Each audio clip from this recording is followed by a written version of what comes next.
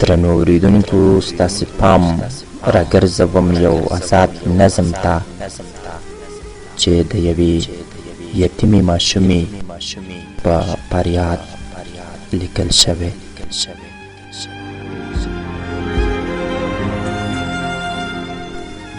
شاعر مهاجر شاه دوستمن.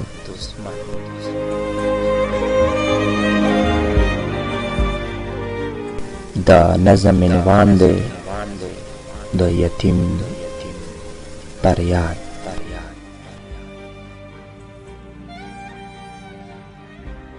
یو ماشوم په منډه منډه راغی، یو ماشوم په منډه منډه راغی، خپلې سپین سرې مور ته داسې وویې: مورې سبا ته خو اختره دی که نه؟ یو ماشوم په منډه منډه راغی، خپلې سپین سرې مور ته داسې وویې: مورې سبا ته خو اختره دی که نه؟ ټولو همزولو مې جامې وکړلې، روانو پلار سره خیاط دکان ته، خپلې جامې ترې راواخیستلې، بیرته خوشحاله خپل کاله ته راغله. خو مورې ماته یو همزولي وویل، راځه د پلار سره مې ځو بازار ته، ما ته خیاط نه به جامې راواخلي، ته به یې هم وګورې چې څرنګه دي.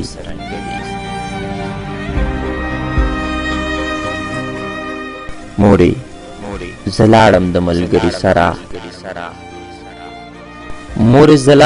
ملګري سره، جامې خیاط نه یې راواخیستلې، چې را روان شولو د کور په طرف لاره کې خپل پلارجان ته داسې وویې: سبا به ما ته 100 روپۍ راکوې. پلار یې خندا کې مخ را واړولو، ویې ویل: بچیه چې سوچ چا خوښوي.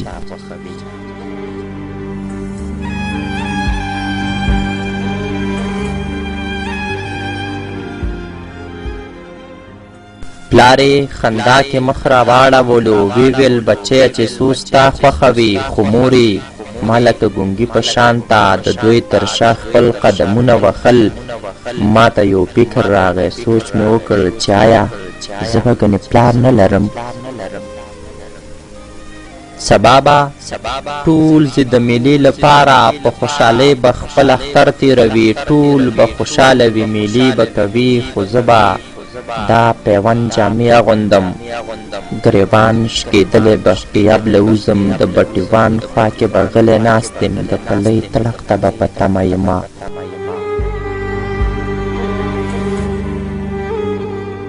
سبا به ټول زه د میلې لپاره په خوشحالۍ به خپل اختر تېروي، ټول به خوشحاله وي، میلې به کوي، خو زه به دا پیوند جامې اغوندم، ګریوان شکېدلی به قیاب له وځم، د بټیوان خوا کې به غلی ناست یم، د پلۍ تړق ته به په تمه یمه.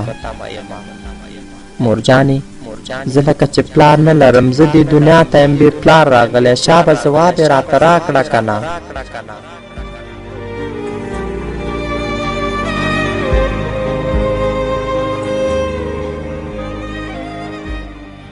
مورجانې زه لکه چې پلار نه لرم، زه دې دنیا ته یم بې پلار راغلی، شابه ځواب یې راته راکړه که نه؟ زما دادا زما نه چېرته تللی، مورجانې موږ به ورته نه یادېږو.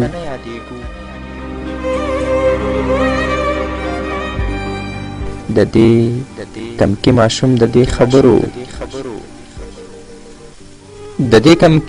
د دې خبرو مور سره هیڅ په خوله ځواب نه و. زر خپل مخ ته خپل څادر ونیوه، له سترګو یې اوښکې را روانې شولې، خو خپل بچي ته یې ځواب ورنه کړ.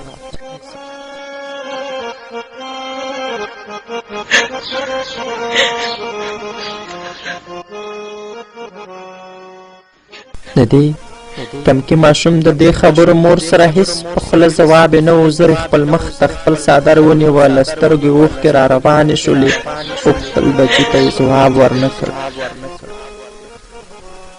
بچي بیا ورته راغبرګه کړله، په داسې حال یې ورته وویل چې اوښکو یې له سترګو رخصتي اخیسته. په ژړغوني غږ اواز یې وکړ: زه به دا چاته ونه وایم. مورجانې ولې راته غلې ناسته؟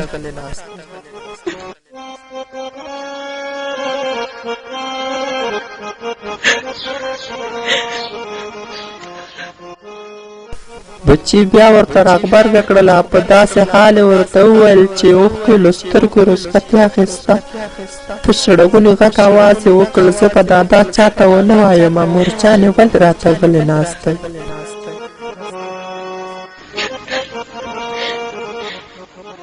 مورې مجبوره شوه، چاره یې نه وه. مورې مجبوره شوه، چاره یې نه وه. ویې ویل واوره زما ګران بچیه، تا هم یو پلار لرو، اختر دې لرو، ستا به هم نوې جامې غاړه کې وي، تا به سیالي کوله نورو سره. که دې د زړه ارمان دادا ژوندی وی، که انقلاب بلا خوړلی نه وی، ته به په ژوند چاته دادا ونه وی، ستا به پیوند جامې په غاړه کې وي. بچیه ستا اختر به نه وي.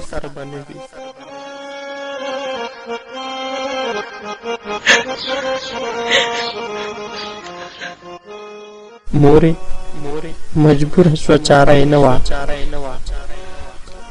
مورې مجبوره شوه، چاره یې نه وه. ویې ویل واوره زما ګران بچیه، تا هم یو پلار لرو، اختر دې لرو، ستا به هم نوې جامې غاړه کې وي، تا به سیالي کوله نورو سره. که دې د زړه ارمان دادا ژوندی وی، که انقلاب بلا خوړلی نه وی، ته به په ژوند چاته دادا ونه وی، ستا به پیوند جامې په غاړه کې وي.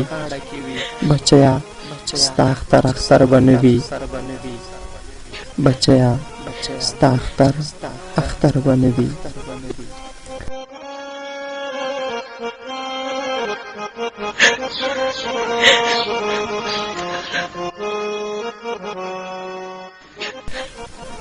په دې هیله چې نظم مو د پام وړ ګرځېدلی وي، کولی شئ خپل رغنده نیوکې او وړاندیزونه راته د تیر په څېر په لاندې شمېره راولېږئ: 0 2 6 8 9 10 12 7 7